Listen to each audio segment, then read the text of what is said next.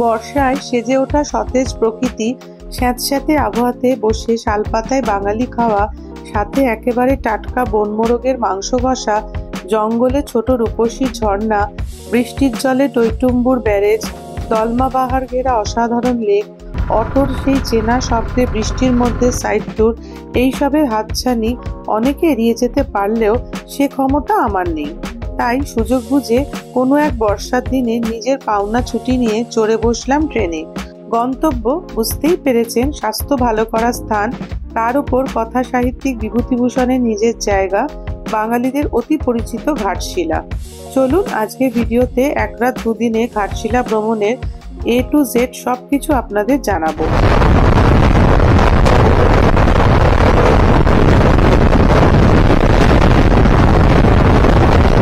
হাওড়া থেকে সকাল 6:20 12021 বারবিল জনশতাব্দী ট্রেন ধরে চলেছি। এই ট্রেনের ঠিক 10 মিনিট পরেই ছাড়ে ইস্পাত এক্সপ্রেস। সেটা করেও আপনি ঘাটশিলা আসতে পারেন। সময় লাগে মোটামুটি 3 ঘন্টার একটু কম। গত রাতে দারুণ বৃষ্টি হয়েছে সব জায়গাতে, তাই মাঠঘাট ভেজা আর জীবন্ত। এই সবের মধ্যে দিয়ে ট্রেন দুরন্ত বেগে আমাদের গন্তব্যের দিকে এগিয়ে চলল। 3 ঘন্টা দেখতে দেখতে কেটে গেল।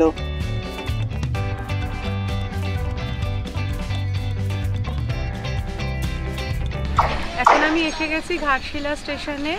ঘড়িতে এখন বাজে 9:20। ট্রেনটা এখানে ইন করা সকাল 9:10-এ, তো ইন করলো 9:20-তে। 10 মিনিট মতন লেট আছে। আর এখানে স্টেশনে মোটামুটি 2 মিনিট স্টে করার কথা, কিন্তু গাড়িটা মোটামুটি 3 মিনিট এখানে দাঁড়িয়েছিল, গাড়িটা পাস করে গেছে। তো আজকে আমি এখানে থাকছি, কালকে আমি এই জনশতাব্দী বারবিল এক্সপ্রেস করি, আবার ফিরে যাব বিকেলে ট্রেন 5:20-তে। তো এর মধ্যে আমি যতটা জায়গা কভার করতে পারবো সবটাই আমি ব্লগে দেখাবো। তো ওয়েদার তো খুব ভালো নয়, মেঘ করে আছে, জানি না কখন বৃষ্টি নামবে। তো দেখা যাক কতটা আমি দেখাতে পারি। স্টেশনে নামলে বেরিয়ে অটো স্ট্যান্ড পাবেন। স্টেশনে সাইট সিন করার জন্য প্রাইস চার্ট দেওয়া আছে। আপনি কোথায় কোথায় যাবেন তার উপর নির্ভর করে প্রাইস। যেহেতু আমরা একদিন থাকবো, তাই সাইট সিন করার জন্য অটোকে বুক করে নিলাম। অটো আমাদের দুদিনে ম্যাক্সিমাম সব জায়গাতে নিয়ে যাবে, আর তাতে আমাদের 2500 টাকা দিতে হবে। স্টেশন আপ ডাউন তার মধ্যে ইনক্লুডেড। আপাতত চলেছি ঘাটশিলাতে, আমাদের আজকের আস্তানাতে।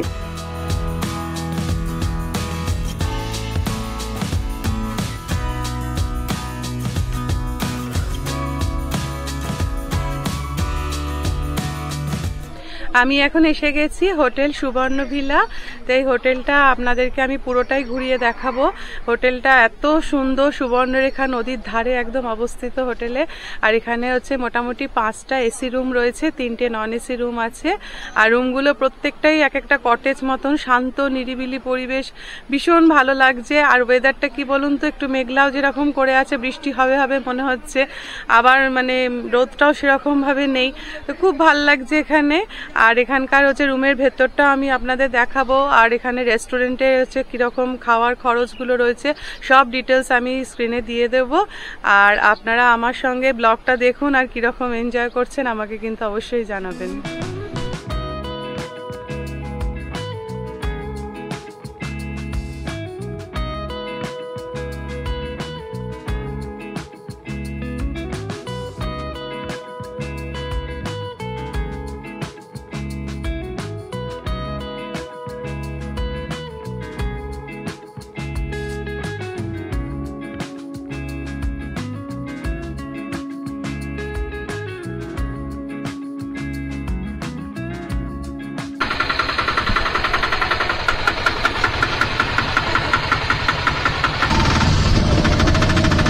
এখন যে পয়েন্টে আমি দাঁড়িয়ে আছি এটা হচ্ছে রাজবাড়ি রিভার সাইড। এখানে একটা রাজবাড়ি রয়েছে, অনেক পুরনো রাজবাড়িটা। বলছে যে এখন হচ্ছে কোর্ট ছিল, তারপরে নাকি এটাও বিক্রি হয়ে গেছে, পরে পুরনো হয়ে গেছে অনেক দিনে। আর একদম নদীর ধারে রাজবাড়িটা, তাই নদীতে সামনেই আমি দাঁড়িয়ে আছি, গুড়ি গুড়ি বৃষ্টি পড়ছে।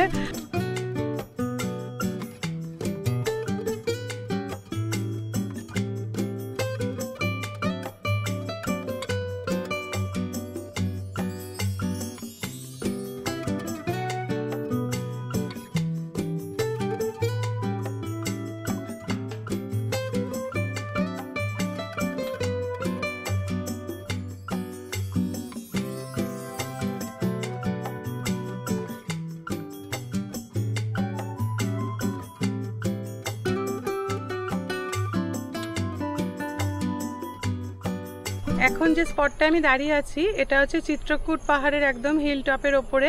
এখানটা আসতে গেলে আপনাকে চওড়া চওড়া এরকম পাথরের এরকম স্ল্যাব রয়েছে, ওগুলো পেরিয়ে পেরিয়ে কিছুটা জাস্ট একটু উপরে উঠে এলেই এখানে একটা সুন্দর শিব মন্দির পাবেন। আর চারপাশে আপনার হচ্ছে যে একটা বেশ জঙ্গলের মতন রয়েছে অ্যাটমসফিয়ার।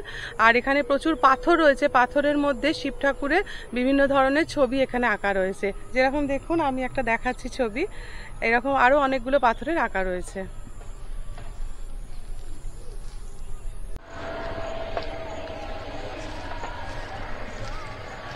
জায়গাটা ভারী সুন্দর, চারপাশে বেশ একটা জঙ্গল জঙ্গল পরিবেশও রয়েছে, আবার দলমা পাহাড়টাও দেখা যাচ্ছে, আর পাশের ট্রেন লাইনও রয়েছে।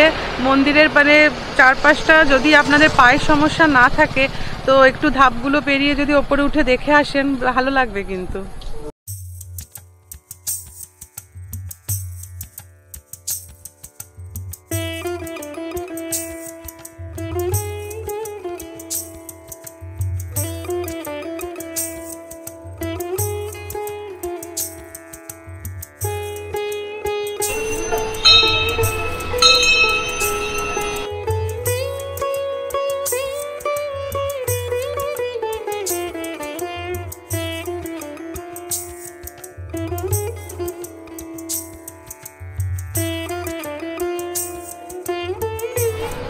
এখন আমি যে মন্দিরটির সামনে দাঁড়িয়ে আছি এটা হচ্ছে ঘাটশিলা রংকিনী মন্দির। এটি একটি কালী মন্দির এবং এখানকার মানুষরা এটিকে খুব জাগ্রত কালী মন্দির মনে করেন। এখানে আগে শোনা গেছে যে এখানে নরবলি দেওয়া হতো, কিন্তু বর্তমানে এখানে পাঠা বলিও হয়, মহিষ বলি হয়। আর ঠিক দুর্গাপুজোর 10 থেকে 15 দিন আগে এখানে মহিষ বলি দেওয়া হয়।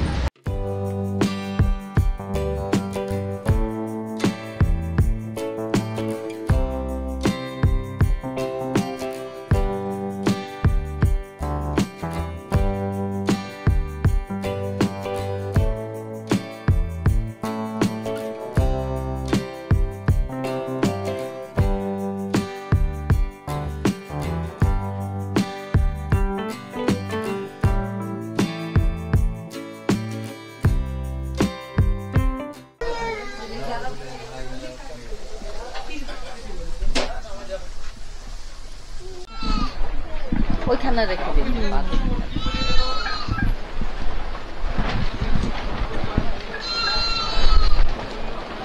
দেশি মুরগি কত করে? শুনুন, আমার তো দেশি মুরগি 4 পিস মাংস, 1 পিস আলু থাকবে, ওটা হলো 150 টাকা। নিরামিষ ভাত, ডাল, সবজি, চাটনি, পাঁপড়, পেট চুক্তি, ওটা হলো আমার 50 টাকা, মানে টোটাল 200 টাকা।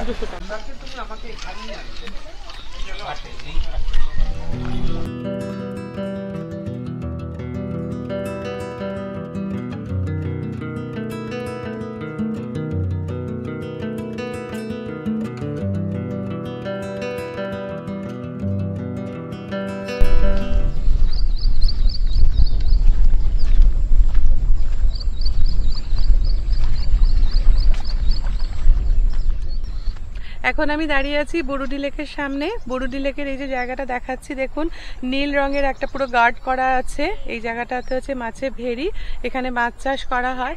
আর এখানে সাইডে যেসব হোটেলগুলো রয়েছে, এখানে যে দুপুরবেলা লাঞ্চে যে মাছ সাপ্লাই করে, তো এখান থেকে ওরা মাছ ধরলে তবে এখানে ওরা মাছ ভাত দেয়। আর এই বরুডি লেকটাতে এখন মানে করোনাকালের পর থেকে পুরো বোটিং এখন কমপ্লিটলি বন্ধ রয়েছে। তবে এখানে বোটিংটা চালু ছিল, তবে বলছেন এখানকার স্থানীয় লোকেরা যে শীতকালে হয়তো এখানে বোটিং হলেও হতে পারে। আর বৃষ্টি তো ভালোই হচ্ছে, কখনো কখনো খুব জোরে বৃষ্টি এসে যাচ্ছে।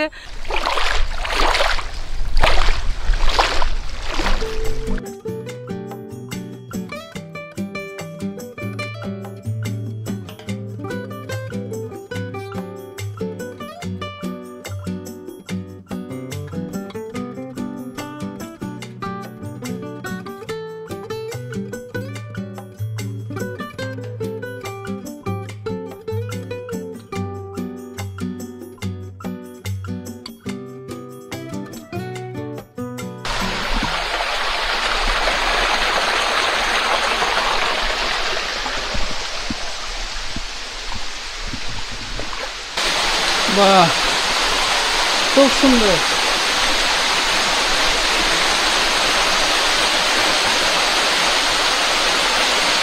আমি এখন ধারাগিরি ফলসের বেশ কিছুটা আগে দাঁড়িয়ে আছি। আমি যে স্পটটাতে দাঁড়িয়ে আছি ঠিক এখান থেকে কিন্তু ধারাগিরি ফলসটা মানে একদম ওয়াইল্ড বিউটি, মানে কোনো রাস্তা নেই, শুধু পাথর রয়েছে। তো ন্যাচারালি আমি আর যেতে পারিনি, তাপস আর তাতেই গেছে। মানে পাথরের ওপর দিয়ে পা রেখে রেখে যাওয়া কিন্তু বেশ মানে ভালোই চাপের ব্যাপার। তো আপনারা এই জায়গাটা যদি আসতে চান তো বুঝে আসবেন, আর বিশেষ করে বর্ষার সময় তো ভীষণ স্লিপ করছে।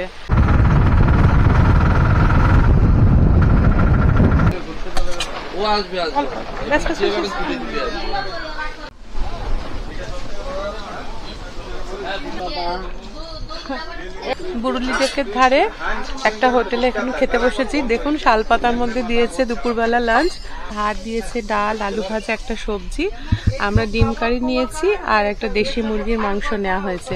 তো যখন আপনারা ধারাগিরি ফলস দেখতে যাবেন বুরুলি লেকে এসে এখানে অর্ডার দিয়ে চলে যাবেন। মোটামুটি 1.5-2 ঘন্টা তো সময় লাগবে ধারাগিরি ফলস দেখে আসতে, ততক্ষণে ওনারা রান্নাটা রেডি করে দেবেন। আর এখানকার হচ্ছে যে চার্জ কত, সেটা হচ্ছে যে ধরুন যদি আপনি ডিম ভাত খান তাহলে হচ্ছে 150 টাকা, আর যদি দেশি মুরগির মাংস দিয়ে খান তাহলে হচ্ছে 200 টাকা। আর এখানে যদি অর্ডারটা দিয়ে যান তাহলে আপনাদের হচ্ছে সঙ্গে সঙ্গে এসেই কিন্তু লাঞ্চটা পেয়ে যাবে, না হলে কিন্তু আপনাদের একটু অপেক্ষা করতে হবে।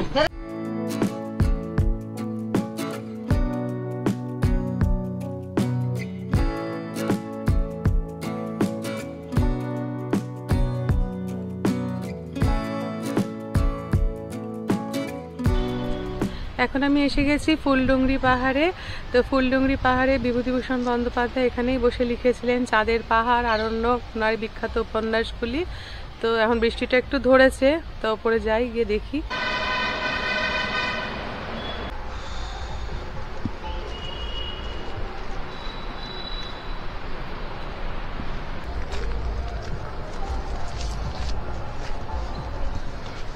এখন ফুলডুংরি পাহাড়ের একদম টপে আমি চলে এসেছি।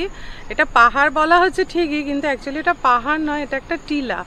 তো আগে যখন আমি অনেক বছর আগে আমি যখন এসেছিলাম তখন এই পুরোটাই কিন্তু অটো আসতো, কিন্তু এখন যা দেখছি যে রাস্তা এত বেশি হচ্ছে নুড়ি কাকড়ে ভর্তি যে অটো এত ওপর অব্দি উঠছে না, অনেকটা নিচেই নামিয়ে দিচ্ছে, বাকিটা একটু হেঁটে ওপরে উঠে আসতে হচ্ছে।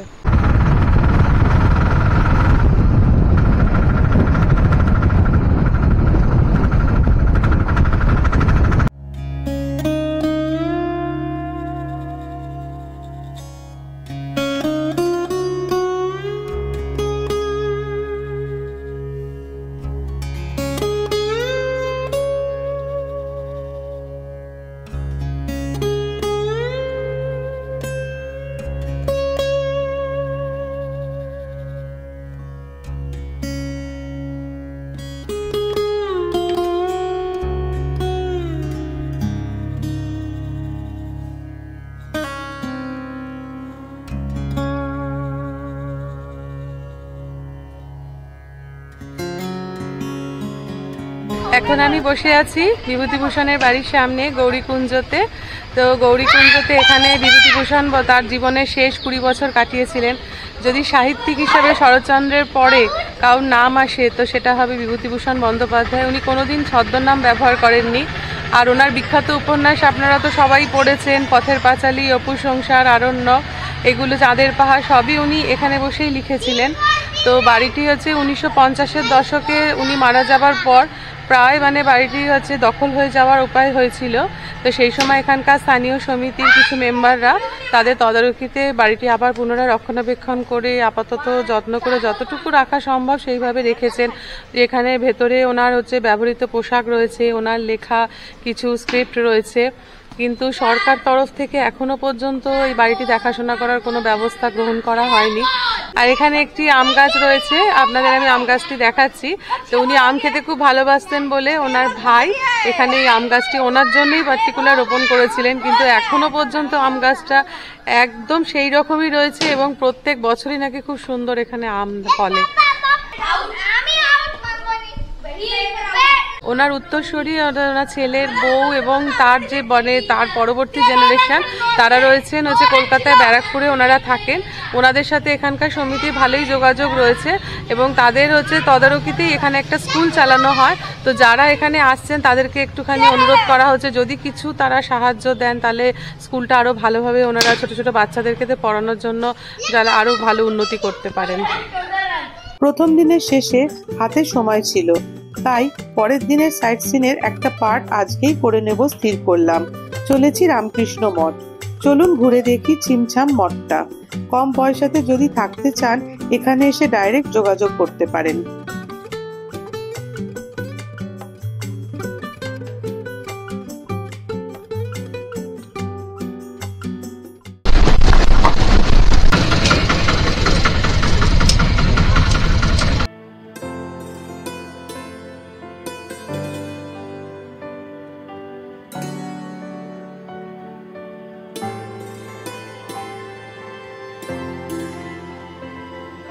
সবার শেষে এসে গেছি সান টেম্পল।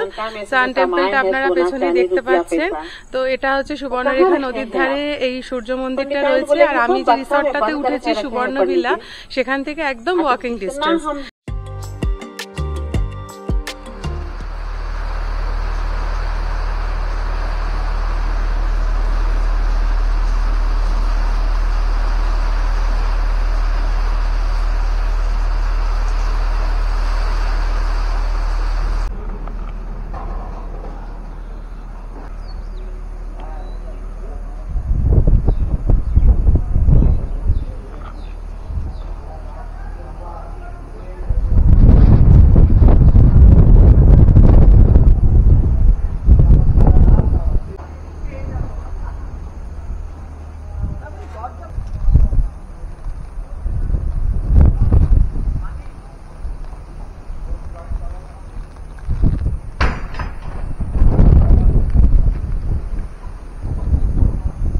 এখন আমি সুবর্ণভিলা রিসর্ট থেকে চলে যাচ্ছি। এখানে 9টায় চেক আউট ছিল।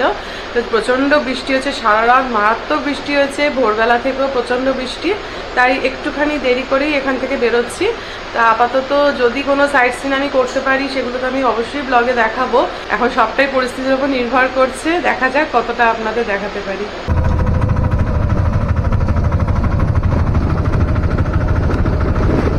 আজকে বৃষ্টি মাথায় করে প্রথমে চললাম রাতমোহনার দিকে। পথে পড়ল হিন্দুস্তান কপার লিমিটেডের কপার মাইন কোম্পানি। এটাই এশিয়ার প্রথম কপার মাইন, যেটা 1900 সালে ব্রিটিশদের দ্বারা প্রতিষ্ঠিত। বর্ষার জলে সুবর্ণরেখা নদীর জল অনেক বেড়েছে, তাই রাতমোহনায় গিয়ে অ্যাকচুয়ালি কিছু দেখতে পাবো না। নদীর দুকুল ছাপানো জলই না হয় দেখবো, নদীটাকে কাছ থেকে দেখবো, সেটাই অনেক।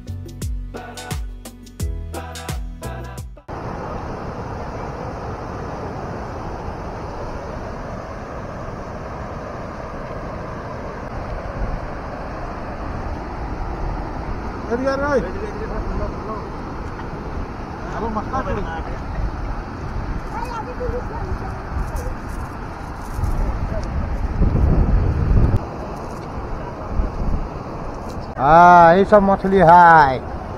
ये की मछली? हाँ पुटी मछली।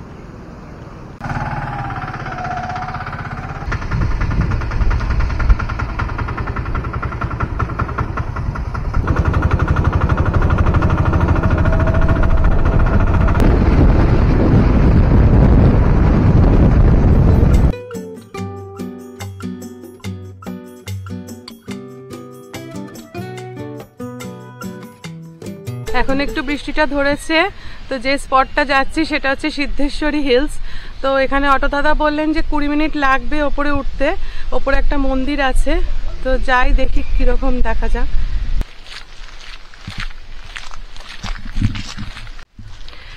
এই জঙ্গলের ভেতর দিয়ে এবার হাঁটছি। বেশ চারদিকে হচ্ছে শালপাতার পুরো একদম জঙ্গল। তো এর মধ্যে দিয়ে হাঁটতে বেশ ভালোই লাগছে।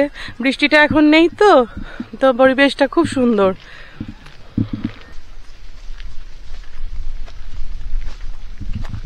আপনি যেতে পারবেন না অনেকটা। আচ্ছা আমি এতেই আমার হাত ধরছি। না না বসুন।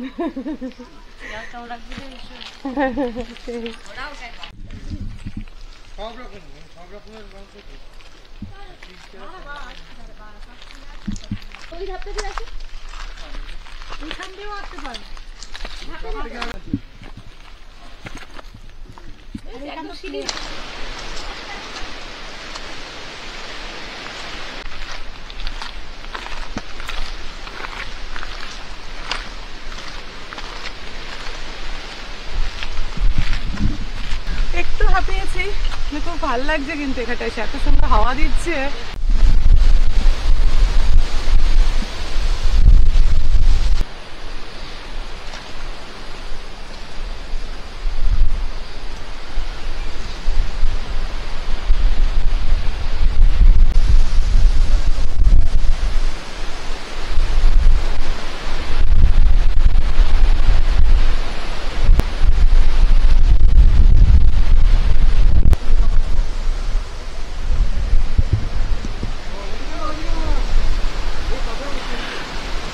এখানে উঠতে একটু কষ্ট, কিন্তু দলমা রেঞ্জটা এত ভালো লাগবে,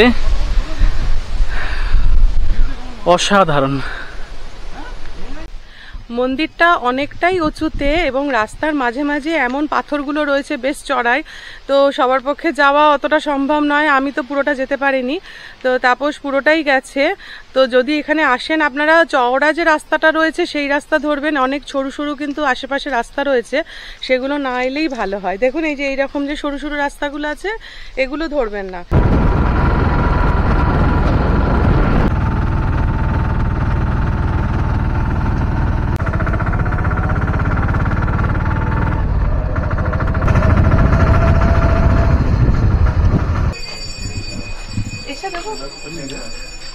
কাছের থেকে ফুল নিয়ে নেবেন।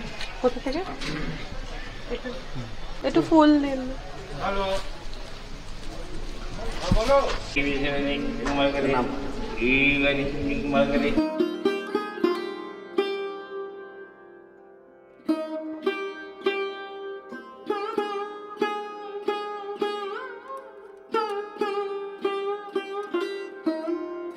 আমি এখন দাঁড়িয়ে আছি রঙ্কিনী মন্দিরের সামনে। এটা হচ্ছে যে যদুগোড়ার কাছে, আর এটা 1964 সালে মন্দিরটি প্রতিষ্ঠিত হয়। মন্দিরে একটুখানি পুজো দিলাম, হালকা ঝিরিঝিরি বৃষ্টি পড়ছে, আর এখানে ডালি হচ্ছে 70 টাকা করে।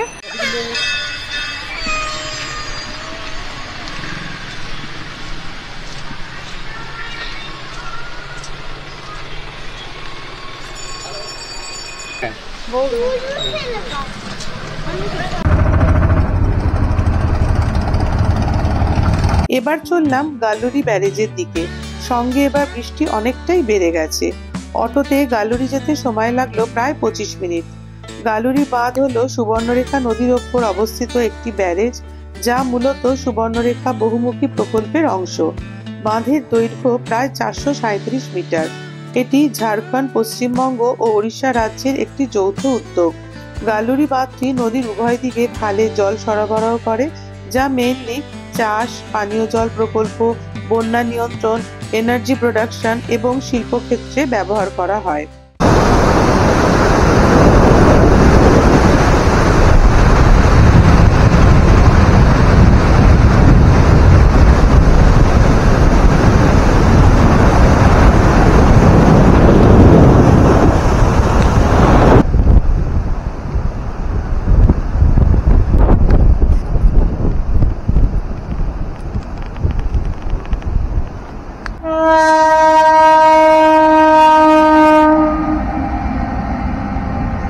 এবারে আমাদের বাড়ি ফেরার পালা।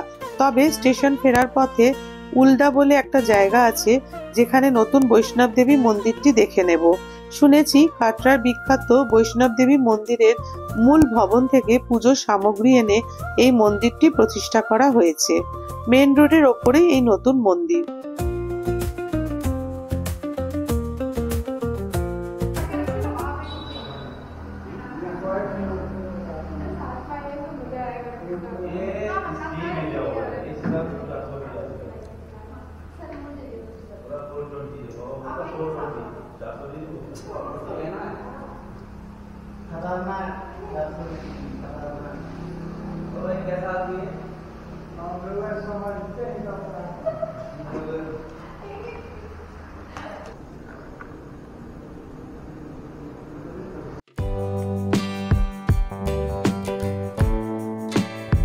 স্টেশন পৌঁছালাম দুপুর 2:30 মিনিটে। আমরা দুপুরের লাঞ্চ সারলাম পথের পাঁচালী হোটেলে। হোটেলটা স্টেশন থেকে ওয়াকিং ডিস্টেন্স, রিজনেবল প্রাইসে খাওয়া দাওয়া বেশ ভালো। ফিরবো বিকেলের 12022 হাওড়া জনশতাব্দী এক্সপ্রেসে, যেটা ঘাটশিলা আসবে বিকেল 5:32 মিনিটে। আমাদের খাওয়া দাওয়া করতে ঘন্টাখানেক লেগে গেল। স্টেশনে 1 থেকে 1.5 ঘন্টা ওয়েটিং রুমে কাটাতে হবে। পুরো ট্যুরটা আমাদের দারুণ লেগেছে, এনজয় করেছি খুব। আপনাদের কেমন লাগলো জানাবেন, কমেন্ট করবেন যদি কিছু প্রশ্ন থাকে। ভালো থাকুন আর ঘুরতে থাকুন।